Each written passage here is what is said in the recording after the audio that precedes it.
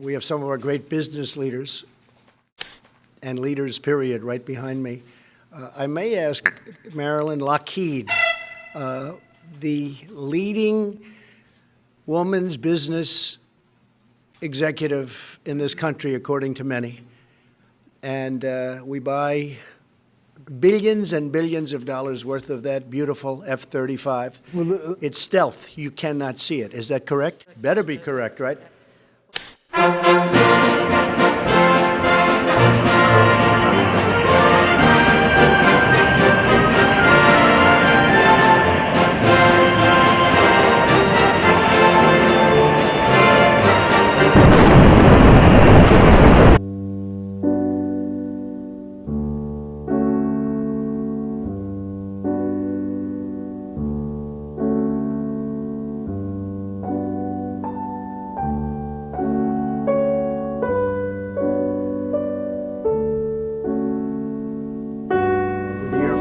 A lot of planes, in particular the F-35 fighter jet, which is, almost like an invisible fighter. Bye! I was asking the Air Force guys, I said, how good is this plane? They said, well, sir, you can't see it. I said, yeah, but in a fight, a fight like I watch on the movies, the fight, they're fighting. How good is it? They say, well, it wins every time because the enemy cannot see it. Even if it's right next to it, it can't see it. Ding, ding, ding. That's a good thing. But, we have equipment that nobody has the equipment that we have. Nobody has the equipment that we have. So amazing that we're ordering hundreds of millions of dollars worth of new airplanes. Bye-bye. Especially the F-35. Do you like the F-35? I said, how does it do it in fights? And how do they do in fights with the F-35? He said, we do very well. You can't see it. You can't see it. So it's hard to fight a plane that you can't see, right? But that's an expensive plane that you can't see. That's an expensive plane that you can't see. That's an expensive. Hello? The F-35 aircraft, that's the most sophisticated aircraft in the world. Jet fighters. Bye-bye. Total stealth. They're hard to find. They're hard to see, therefore they're hard to beat. It's very tough to beat a plane when you can't see it. Marilyn Lockheed. Thank you, Marilyn. You've done a fantastic job. Thank you, Marilyn. Hey, Fred, she makes a plane you can't see. It's stealth. F-35. I hope you can't see it at least, right? Great job. Thank you very much. Here's Mike Huckabee!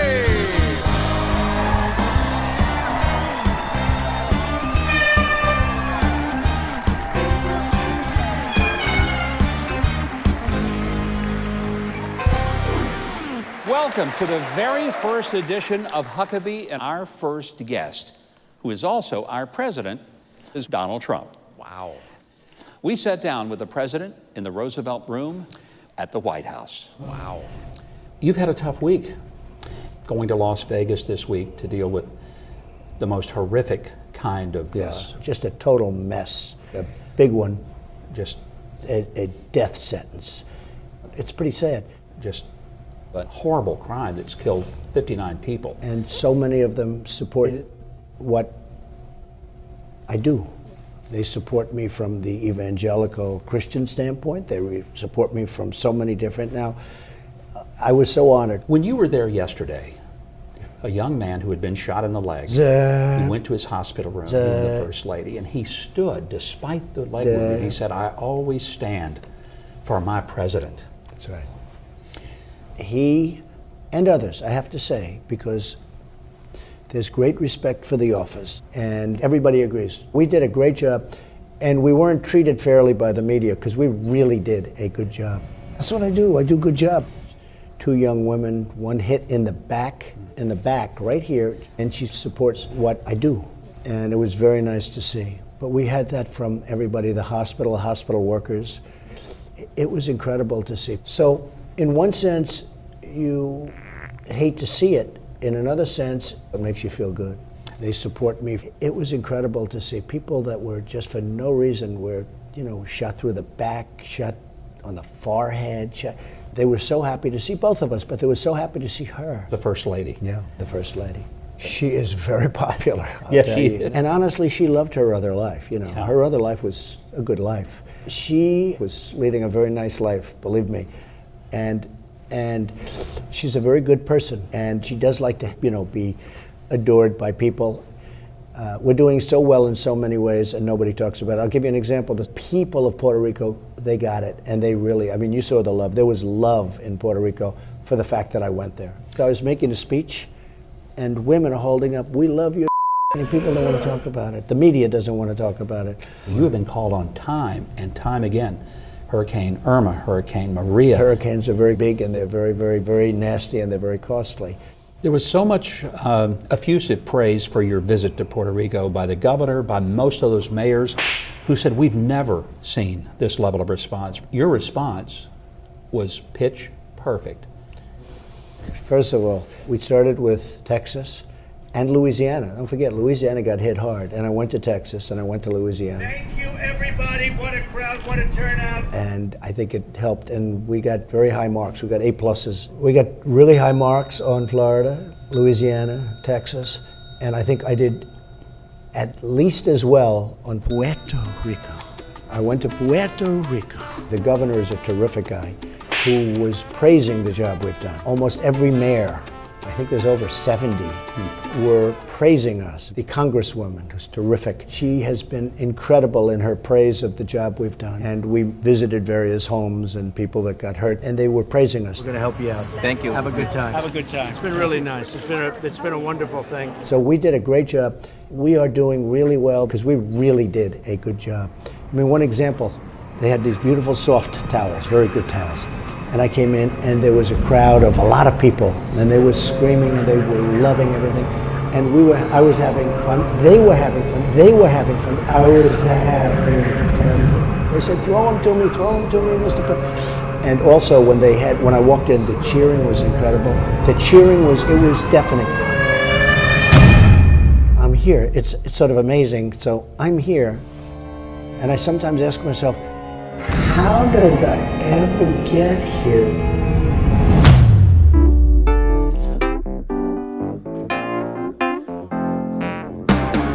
Jeremiah was a bullfrog.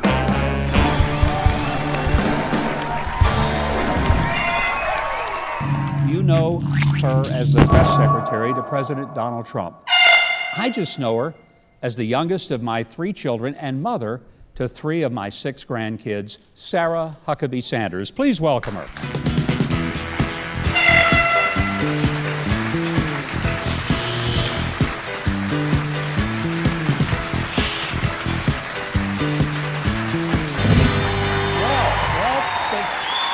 Thank you.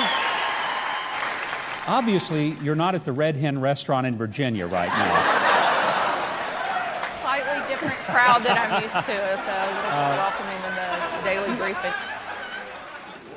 I'm going to have a little fun with you tonight. I promise I'll be a lot easier on you than Jim Acosta from CNN. That much I can assure you. Tell us what happens just before the briefing, before you walk out there. Just before I go out, I do a quick devotional just to kind of give myself a couple of minutes of quiet time, get my head in the right place, and then I usually, it's time to roll the dice and see what happens and go out there. Do you take that personally when they just are coming after you like that? I try not to. I think my focus is to go out and do my job and do it as best I can. I also have 2 older brothers that have helped prepare me that as a young kid, and they were more than happy to take credit for it too. They've both told me on numerous occasions that the only reason that I'm anywhere near decent at my job is because they were rough on me as a kid. And so We've got a little clip, and I want us to take a look, and then I'll get a reaction from you. Let's watch. You gotta have a thick skin and a willingness to do whatever it takes to succeed. Do you not think that there's not an A-list actor out there that's never had to show some tit or suck a little dick to get a part? You know what I mean, sweet cheeks? I love that We've had a few emergency room stops courtesy of my two older brothers, but I mean, I remember they super glued your fingers together. It's true. When you were little. Yeah. That was an emergency room trip. I want to give you a little gift, a little mug that I hope you'll enjoy. Maybe something you can take to the White House. And I'll even pour you a cup of tea so that you'll be able to enjoy it. And we'll make sure that you can take this with you. I think you will enjoy this fantastic little gift that we have just for you tonight. All right. It's a magic cup, and you put hot coffee or tea in it. You might want to take them all to the White House and put them in the press briefing room. So you can take this to the president and tell him to enjoy it. Sarah, God bless you. Thank you so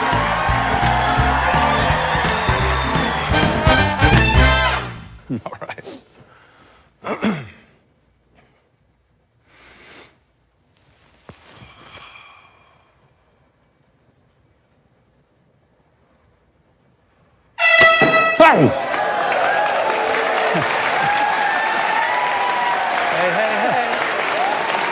I think you just peeled the apple.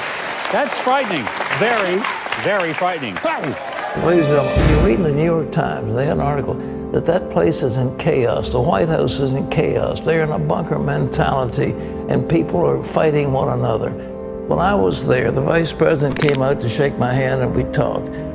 Kellyanne Conway came out to shake my hand, and we talked. Reince Priebus, the Chief of Staff, came out to shake my hand, and we talked. Sean Spicer, the press guy, came out, and we talked. And they have got it together. The White House is functioning very well. Like a fine-tuned machine. Well, the president is doing Incredible things. And the man is just doing remarkably well. Mr. President, thank you so much for being with us. Thank you. It's always a joy to see you. Such a great honor. We're so Thank you. proud of what you're doing. Thank you very much. Appreciate it. I'm so glad to see you. I'm so proud of everything you're doing. You went to the G20 and you met for the first time face to face with Vladimir Putin. What do you think? Can we trust him? It was a great G20. You had 20 countries. I got along, I think, really fantastically with the head of every country. I do believe it's important to have a dialogue, and if you don't have a dialogue, it's a lot of problems for our country and for their country. I think we need dialogue. We need dialogue with everybody. Sure. What do you see as the major problem facing the world today? What's the major? Well, we have many problems, and I was left a very, very, very, very tough meal, I will say that. It was a mess, a total mess. Yeah. We want to fight. We have to change, we have to bring our country back. Yeah. Our country was going in the wrong direction. That's right. You couldn't do anything. Our country was going in the wrong direction.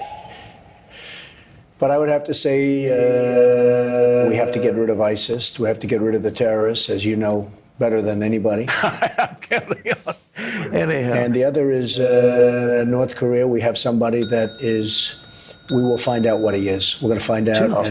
Two pieces of legislation that the American people are really anxious to see put through. One is this iniquitous Obamacare has got to go and be replaced. Right. Number two, we've got to have a tax cut, especially for small businesses. Right. Corporate tax. Number one, repeal and replace. Repeal, replace, repeal, replace, repeal and replace. I am sitting in the Oval Office with a pen in hand, waiting for our senators to give it to me.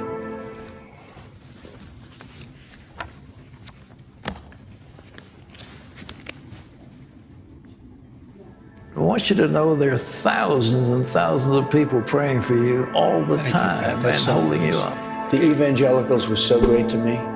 You will be saying Merry Christmas again very soon. Well, you want to see the horse? You want to pet the horse's nose? Okay, well, you can go see the horse. And ladies and gentlemen, for our family, to your family, we wish you a very Merry Christmas. All right, Barry, go get him, buddy. All right, there you go, Harris.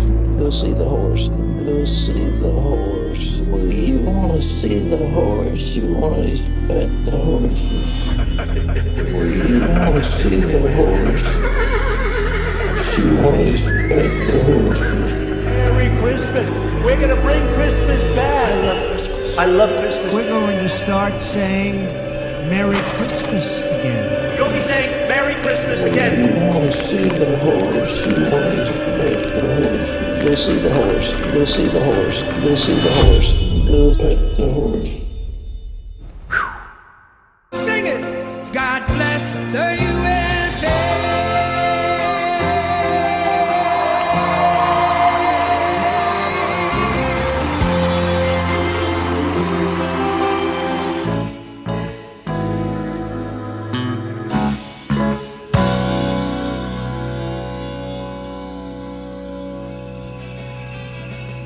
Thank you, and God bless the United States. Thank you very much.